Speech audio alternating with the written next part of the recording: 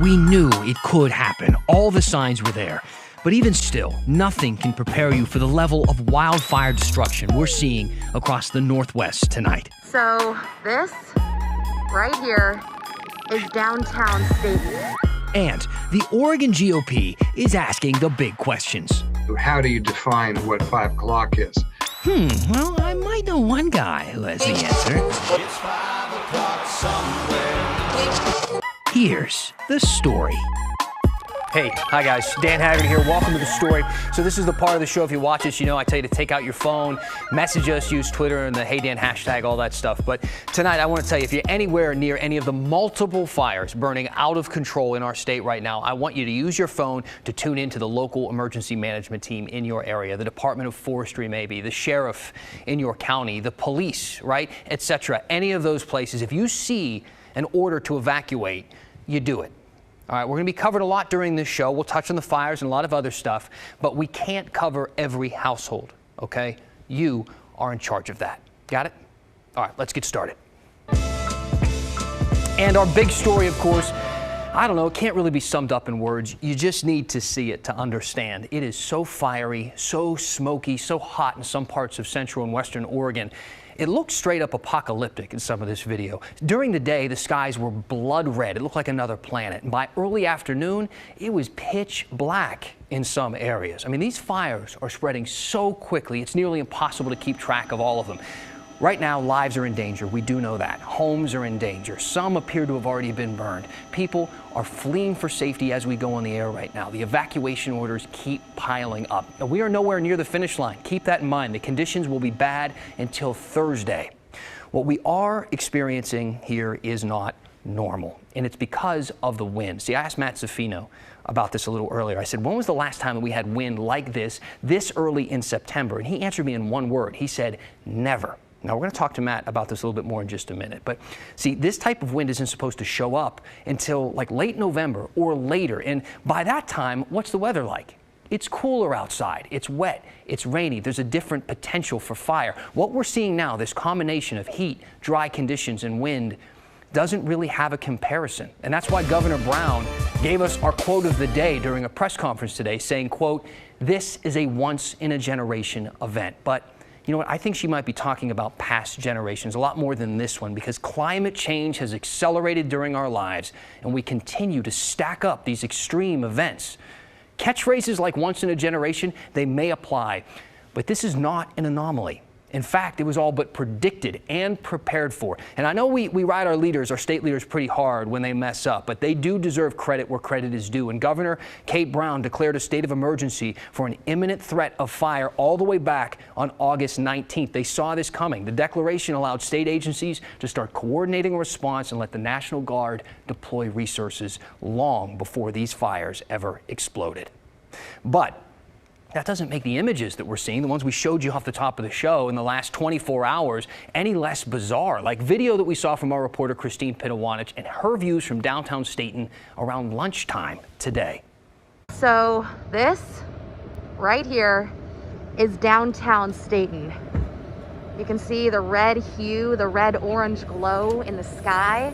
There's ash that is falling visibly. It almost looks like a filter that you were using on your phone or something. Christine, as you can see, joining us live now from Staten, where it looks like you're in a different time zone. It's pitch black. It has been since about mid-afternoon today. What can you tell us?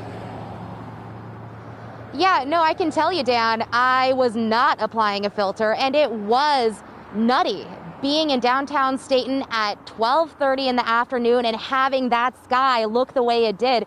It was as if, as I think you mentioned, as other people have mentioned to me, as if we were on another planet, like we were on Mars. And even right now, it's 6 o'clock.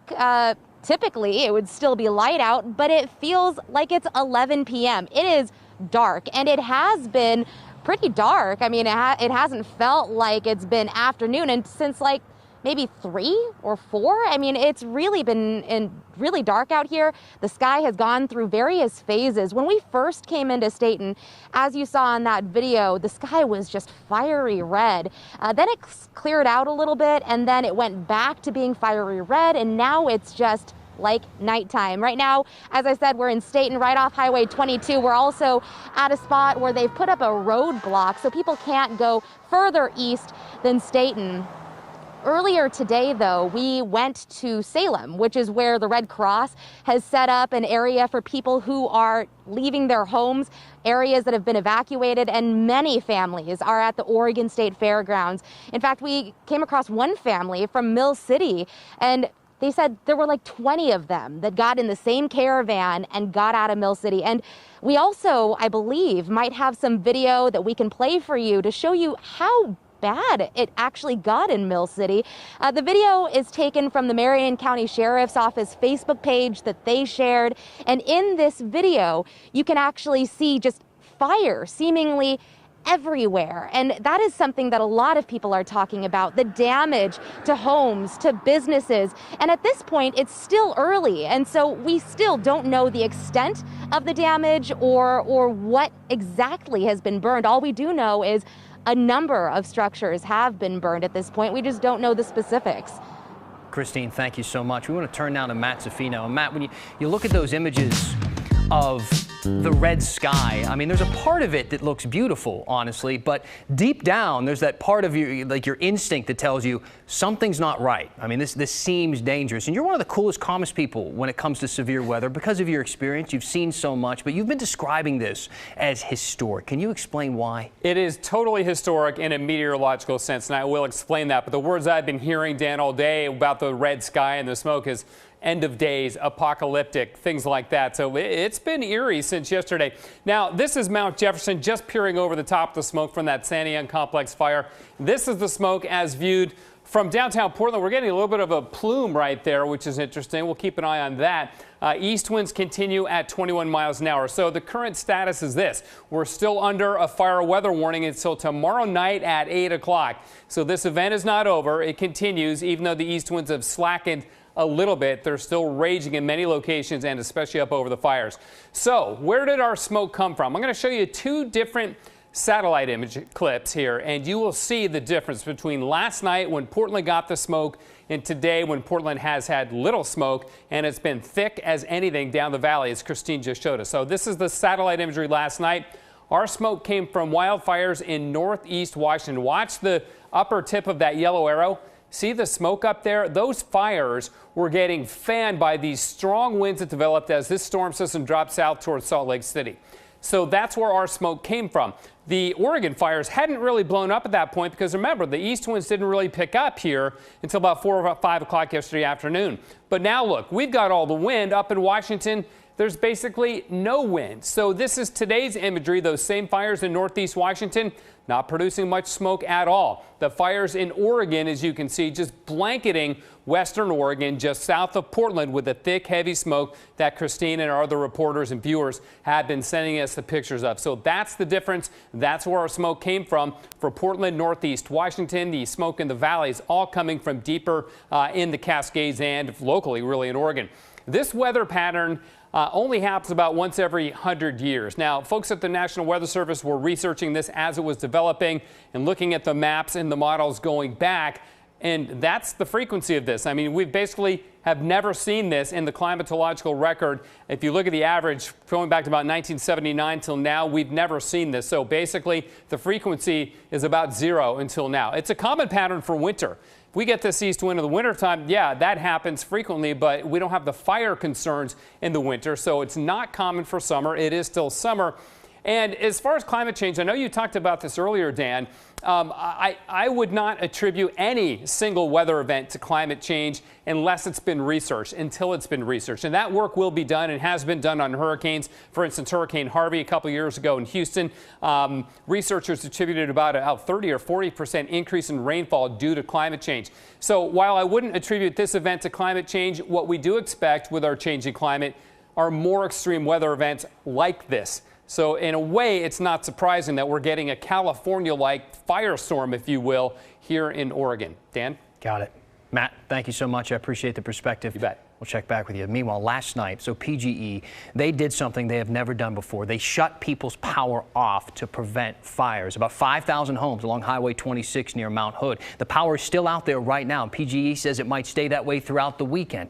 Now, in the past, we have seen how high winds can start fires by knocking down live wires. And the idea here is a good one. If the wires are dead and they fall over, they can't start a fire. Question is it working here? We asked PGE and they tell us that right now it's just too early to tell. In fact, they'd have to start by looking at how many of the lines were toppled by high winds after being shut off. And right now they're still fighting fires. The firefighters are out there fighting the fires. They don't have time to go in and do this. It's not really a priority right now, but they will.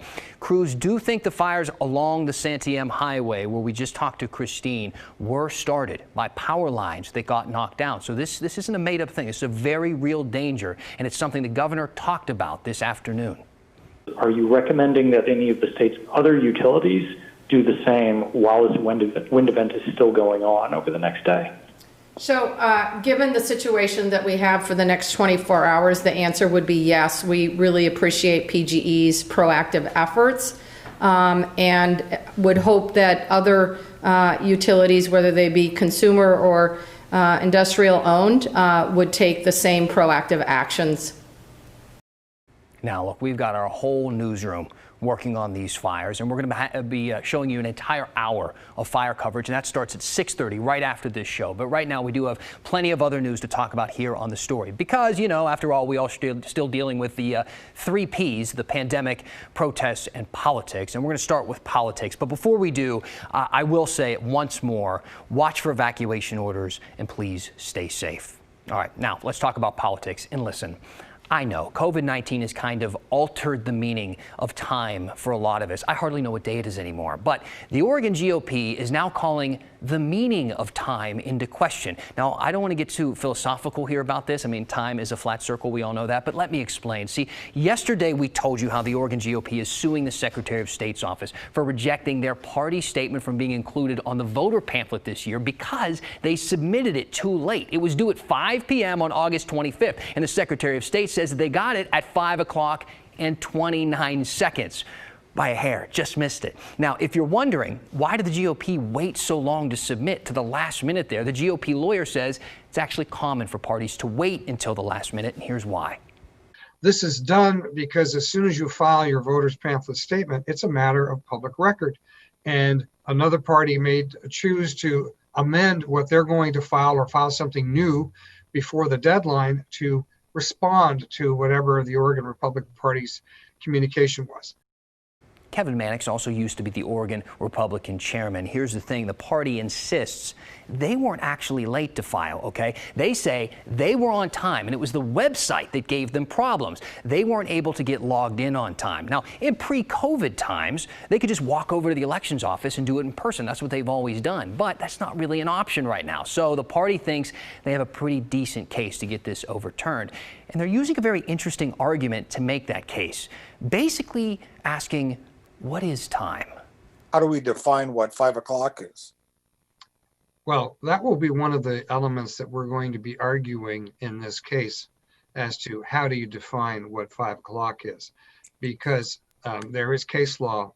I'll just say there's some case law that addresses this, and there's actually a statutory provision that will point to where the legislature is evidently aware that there are seconds that exist after the minute on the clock.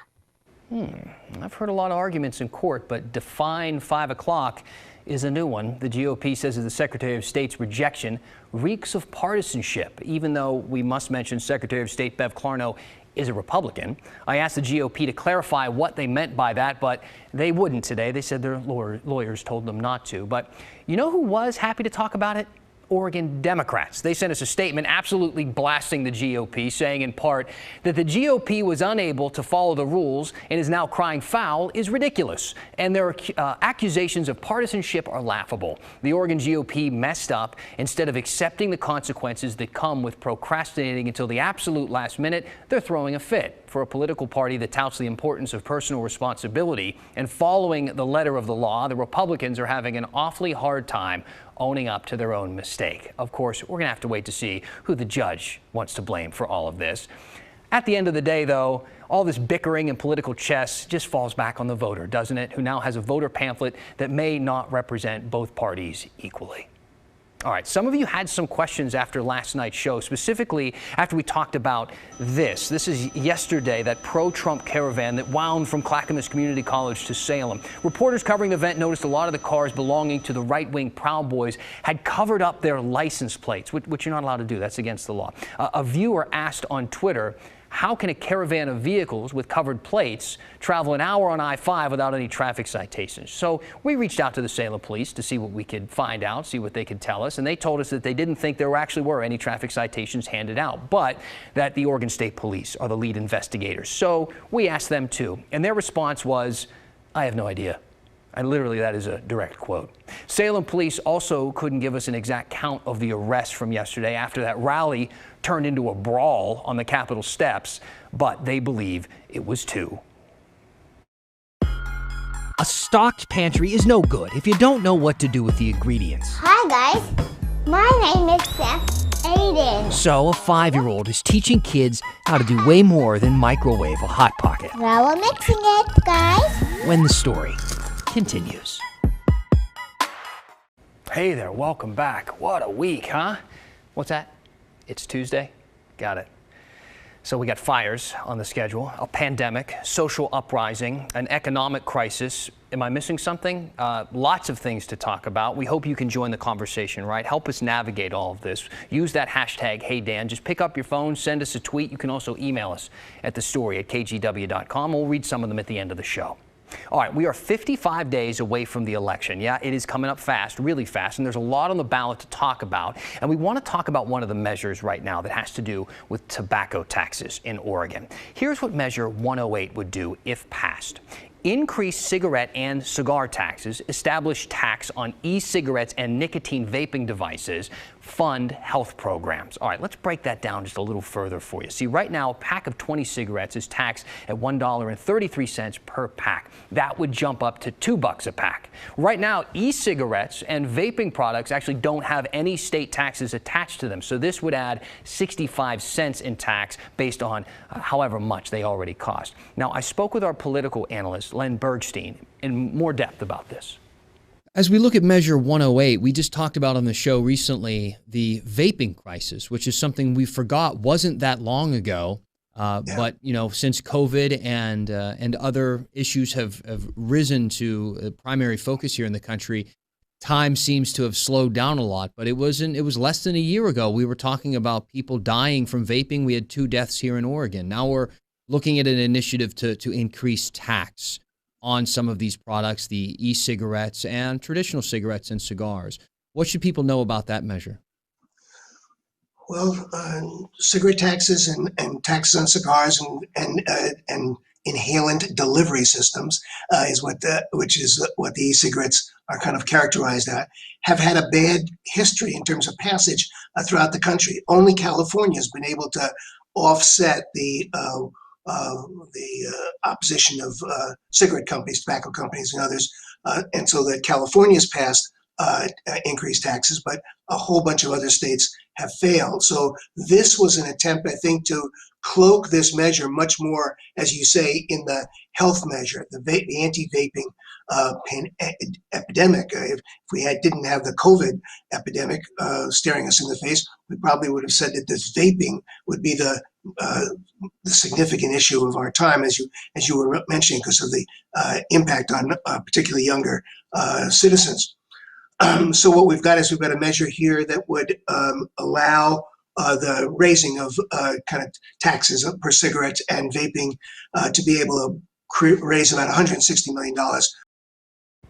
Now, that money would go to the Oregon Health Plan and other programs that deal with tobacco and nicotine health issues, as well as mental health issues.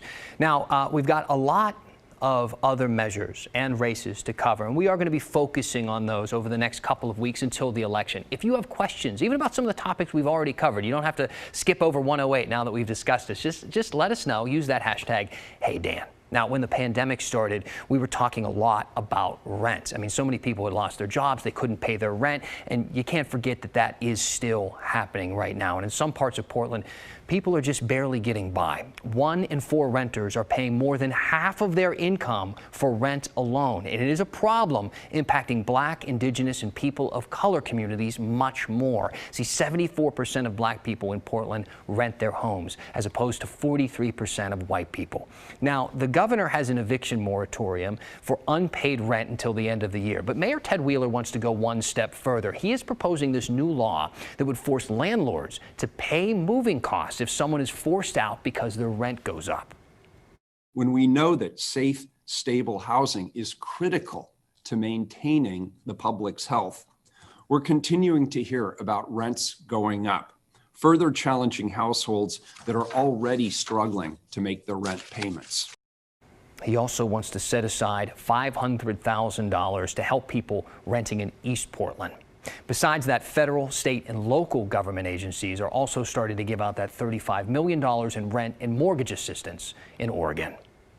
Now, there is a pantry, a food pantry in Portland that does things a little bit differently. Of course, they give people food when people need food, but they also know that ingredients aren't much good if you don't know what you're doing with them.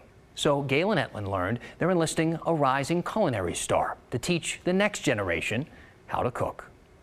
Hi guys, my name is Sept Aiden. That's 5-year-old Aiden Walthinson. Well, 5.5. January 15th, I'm gonna be 6.